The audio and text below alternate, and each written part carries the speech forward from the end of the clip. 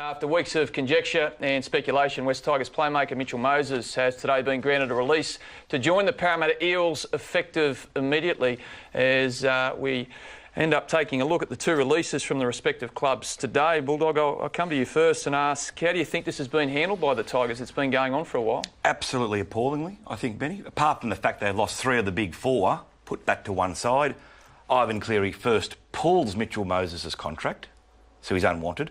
Then he says, but you're not going anywhere. Then he fronts him at training 10 days ago and says, you're going to go this year. And then for the next 10 days he says, you're not going. No wonder the kid's confused. The kid's got no idea what he's doing. His body language was poor last weekend, and we all saw the performance he put in. It was a shocker. It was. Look, but he's still a paid professional. That's the issue I've got here. I understand Mitchell Moses being a little bit distracted and all the rest of it, but he's paid $500,000 to play football this season doesn't mean for West Tigers. Treated that poorly, though, Kent. He's paid a good wage. I agree with that, but last week he missed more tackles than he ran for metres. And you know why? Well, because his headspace is in a terrible place. I tend to think once you cross the line, there's an obligation on you to do your best. Some people can handle that strength, Paul. Yeah. Some people can't. And generally they're not as young as Mitchell Moses. They're not playing key positions like Mitchell Moses at a club that that might be the case. If that's the case, don't take the money. See, I was a believer, guys. I think that if you sign a contract, you should honour it. But I think this was going nowhere. And it wasn't good for Mitchell or the club. Something had to give. And finally it has given. But there were no winners in this situation. No, there weren't. I think West Tigers did the right thing by it. I think they tried to make it work. I think they tried to keep Mitchell Moses, as they did with Aaron Woods, as they're doing with James Tedesco. Both those guys are continuing ploughing on playing the football we expect from them. I don't know why it turned so poorly for Mitchell Moses. Well, Mitchell Moses was told he wasn't the priority. We've signed Luke Brooks. Your contract's been pulled because we want to go after James Tedesco and Aaron Woods, who didn't stay there. So he felt unwanted and unloved. And you know what? I doubt Mitchell's got the emotional maturity of Ivan Cleary, of these hardened professionals that we're comparing him to. But at the end of the day, the experience he's had has led him to enormous self-doubt, and that culminated in the performance that you saw on the weekend. Well, that's the case. And if that's right, then that's Ivan's job, and he's the one that should have fixed it, because he's the coach. And but he contributed. Of course he did. Yeah. I'm not saying he didn't. I'm just... Look, it's hard to pick a side here, I think. But there's fault on both. Yeah, they're both both wrong and they're both right. Yeah. Do you think, guys, that both clubs are going to be weakened for this? Parramatta, there's players out there that have trained there all year and they're ready to play. Suddenly a bloke comes in who's going to take one of their positions. That's going to cause some dissension. The Tigers now, they've changed their the whole atmosphere at Concord, so they're poorer as well. So both clubs essentially could be poorer for this bloke transferring mid-season. The interesting thing, the form player at Parramatta this season has been Clint Gutherson. Well, he's the one. And he's the one that unfortunately is now in the gun sights, because when they got their full roster back, they've got Bevan French at fullback, they've got Corey Norman at halfback, they've got Mitchell Moses at 5'8". Where do you play Clint Gutherson? He's well liked too, Kenty. Exactly. He is well liked in that playing group, and if he is shafted to one side, there can only be problems. What? If he is as good as we all hear he is in and around training for the club, Brad Arthur finds a spot for him. Yeah, but where is it? Where is it? I dare say... Does someone else go? Like, do you have to say to tap Bevan French on the shoulder? Well, the long-term answer is, and I know he's brilliant with the football, Clint Gutherson, but Semi Radradra is on his way out. He's played on the wing. I get that. He can add value from the wing. Do you think he's wasted on the wing? Absolutely, he is. The same way many people, including Josh Dugan, believes that he's wasted at centre.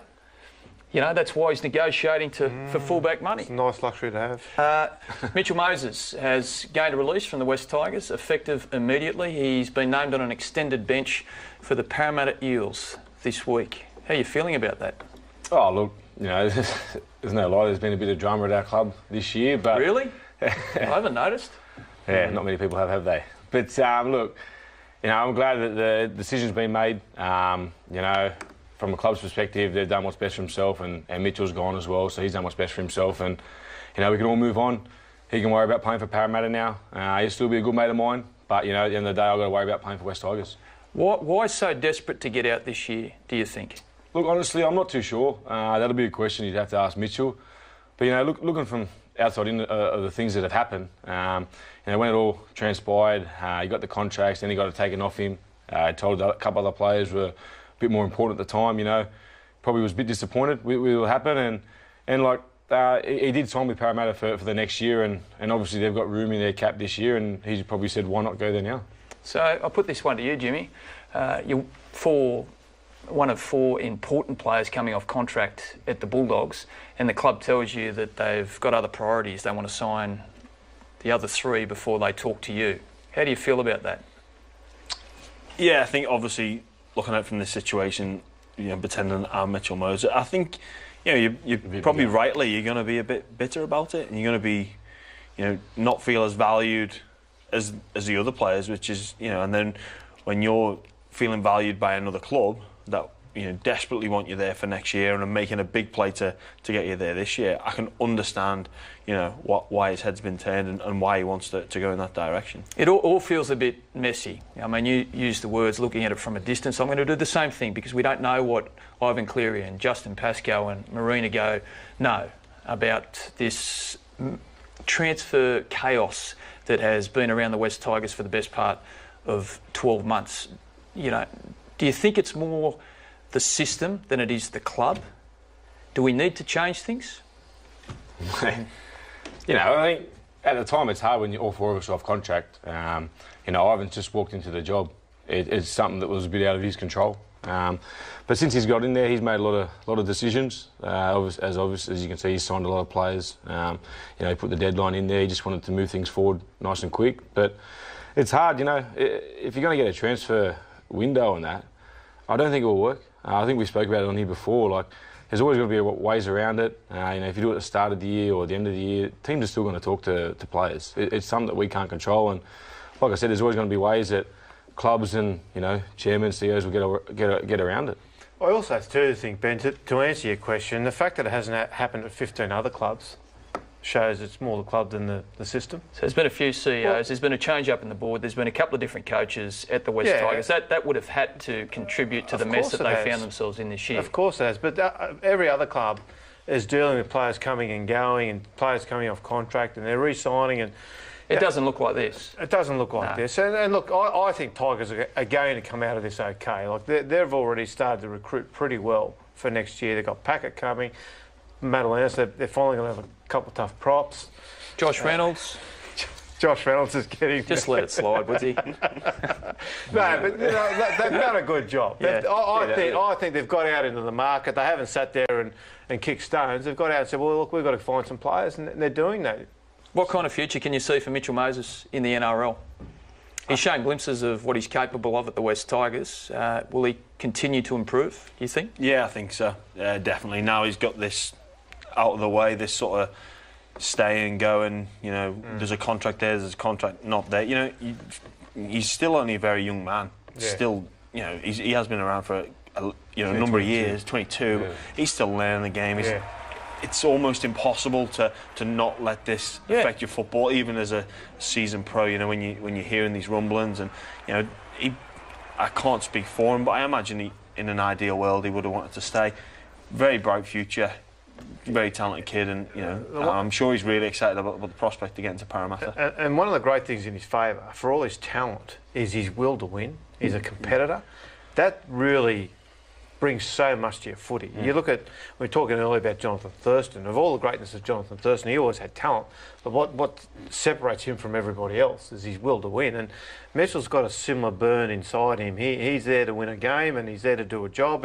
And with the right coaching, which I'm sure Brad Arthur will give him, he will flourish. Which is why it was noticeable when he fell out of the contest on the weekend.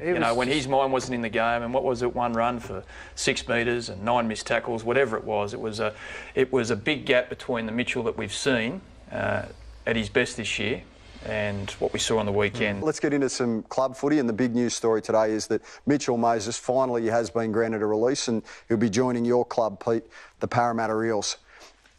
There was a lot of song and dance from Mitchell Moses last week. I thought he carried on like a bit of a cheap alarm clock. His performance for the Tigers was really disappointing. From a Parramatta point of view, are you happy that you've got a hold of him now? Or? Oh, look, I think it's advantageous on the back of Corey Norman not being there. I don't like the way it's all unfolded. I would have preferred actually to have seen Mitchell Moses stay at the West Tigers for the year, fulfil the contract.